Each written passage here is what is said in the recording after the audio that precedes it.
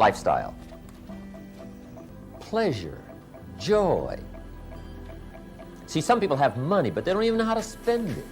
And remember, it's not the amount that counts, it's the plan that counts, it's the thinking that counts.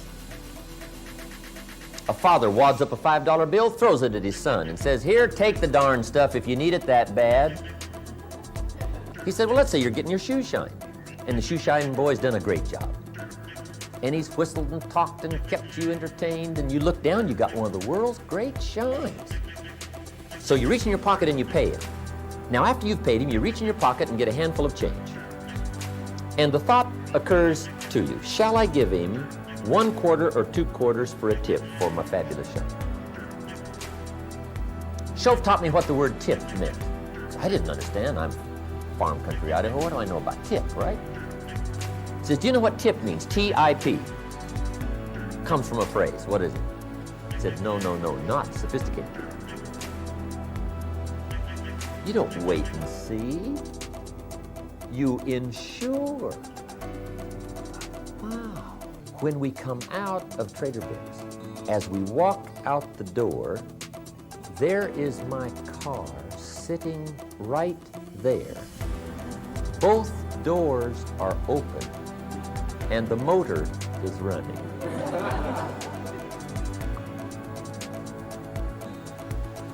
My lady can't believe it. I said, "This is really good."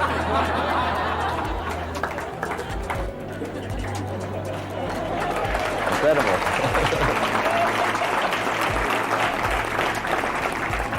Lifestyle. Somebody once said, money takes no right out of the English language. Here's the last subject under personal development.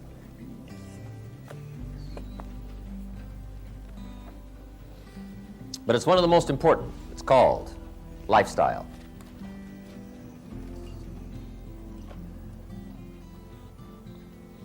One of the major projects to work on is how to get joy from your substance.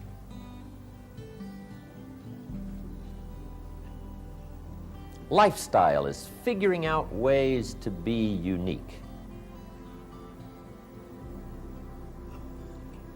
And see, uniqueness is that great challenge of taking what you've got and getting pleasure, joy from it. Getting experience from it. See, some people have money, but they don't even know how to spend it.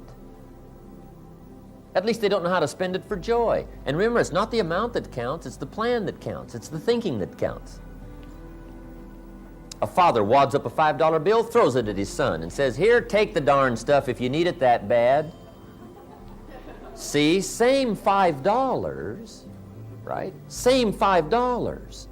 Only instead of being dispensed with joy, it's dispensed with animosity.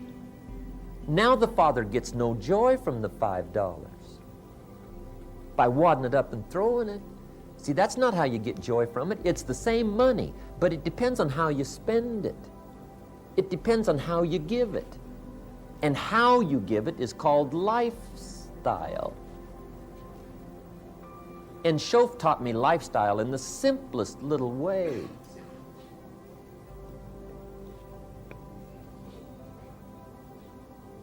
Shof taught me how to be a 2/4 person. So I didn't understand what that meant. He said, "Well, let's say you're getting your shoes shined, and the shoe shining boy's done a great job. And he's whistled and talked and kept you entertained, and you look down, you got one of the world's great shines. So you reach in your pocket and you pay him. Now, after you've paid him, you reach in your pocket and get a handful of change. And the thought occurs to you, shall I give him 1/4 or 2/4 for a tip for my fabulous shine? Shof said, here's lifestyle. If two amounts pop in your mind for giving, like 1/4 or 2/4, Shof said, always go for the higher amount. He said, become a 2/4 person. I said, well, what difference would that make? He said, all the difference in the world, being a 1/4 person versus a 2/4 person. Now, you got 1/4 or 2/4, so it's not the amount that's going to be the problem. The problem is how you spend it. See, that was unique. He said, if you're thinking 2 quarters, look at my shine, I better go for 2 quarters. And they say, well, no, I'll just give him 1. He said, that will affect you the rest of the day. It'll bother you. Sure enough, right in the middle of the day, you'll look down, see your shine, and say, I got to be cheap. 1 lousy quarter. He said, it'll affect you. But he said, if you go for the 2 quarters, he said, that'll affect you the rest of the day. You'll be happier. Schoaf said, you cannot believe the good feelings you can buy for just a quarter. See, I didn't understand that. Then I learned it's not the amount, it's the thought, it's the idea. Become a 2-quarter person. Schoaf taught me what the word tip meant.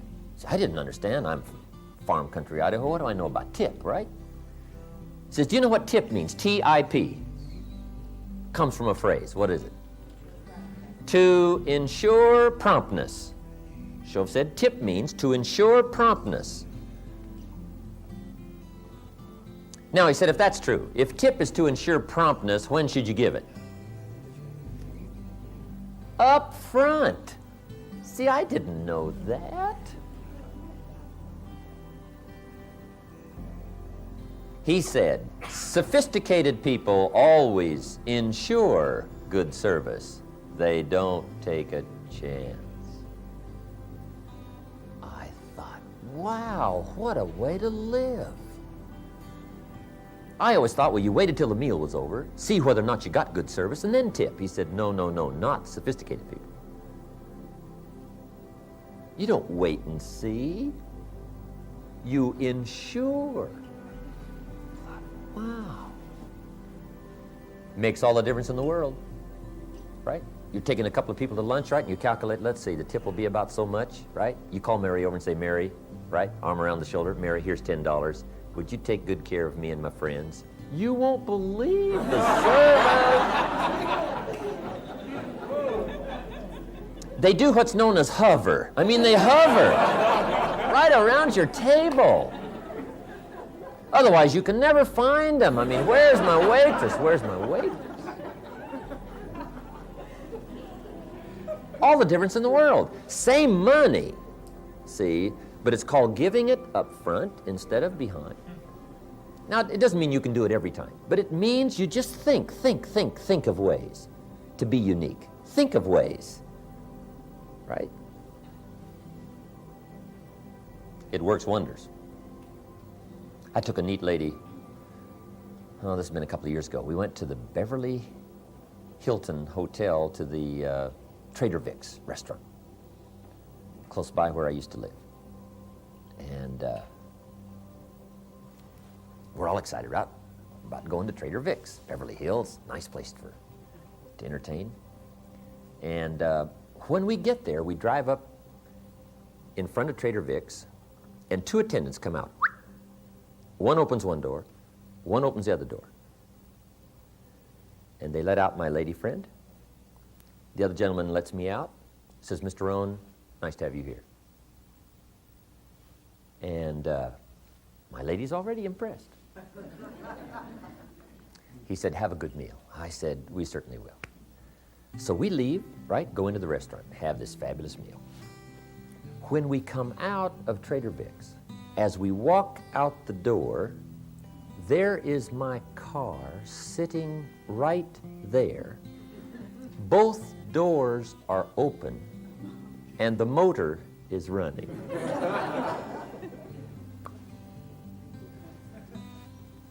My lady can't believe it. She said, I've never seen service like this. I said, hey, this is really great. So one attendant lets my lady friend in, right? On the other side, another one lets me in. They close the doors. Says, Mr. Rohn, it's been nice to have you here. Have a nice evening. I say, thank you very much, and I drive away. When we get to about the first light down on Wilshire Boulevard, my lady friend looks over at me and she says, Jim, hold it just a minute. I said, what is it? She said, I just thought of something. I said, what's that? She said, you forgot to tip him at Trader Vic's. After all that service, you didn't give him any money. I said, hey, look, it'll be okay. She said, oh, no. We got to go back. We got to go back. Go back. I said, hey, take my word for it. It's okay. She said, no. We got to go back. I mean, we're not going any further. You got to, for that kind of service, you got to tip the money. And then I had to tell her that I made my first trip to Trader Vic's that morning.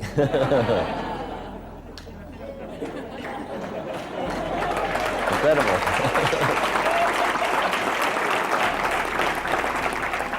Lifestyle. Somebody once said, money takes no right out of the English language. If money is no problem, would you? Yes. You don't even have to go any further. But it doesn't take that much. You don't really have to be wealthy. All you have to be is smart. Smart, intelligence. Intellect is the measure of value. It is said the saints lived simply, not because they were holier, but because they were smarter. Could be. They were wiser. The simple things of life can many times be the most valuable. Lifestyle. Learning how to spend your money. Learning what to do with it. Anticipating versus waiting till the last minute. It's called lifestyle. A man in Detroit, Michigan, came to the seminar many years ago. Decided he was going to change his whole life. He said, Mr. Owen, I got some major changes to make. And he said, you're going to be happy with my progress. I said, I don't doubt that. And sure enough, when I came back, a few months later, he already told me some neat stories. He said, one is, I've just been living this narrow life. He said, I've got 2 teenage daughters. And he said, it just hasn't been going that well. And he said, I can now see some of the major problems. And he said, I've been causing them. He said, let me tell you one little story. He said, my daughters like to go to some of the rock and roll concerts, right? And he said, sure enough, when it comes time for one of these big concerts to come to town, you know, my daughters come and they beg and they do all kinds of things to try, you know, finally get a couple of dollars out of me so they can go attend the concert. And he said, give them all these lectures, and reluctantly, finally, I part with my money and say, well, okay, if you insist, here's the money, but I hope there's not another one in a long time. He said, that's the way I operated, reluctantly. He said, most of the time, I even made him beg. And he said, now I can see that's not the way to live. And then he told me the story.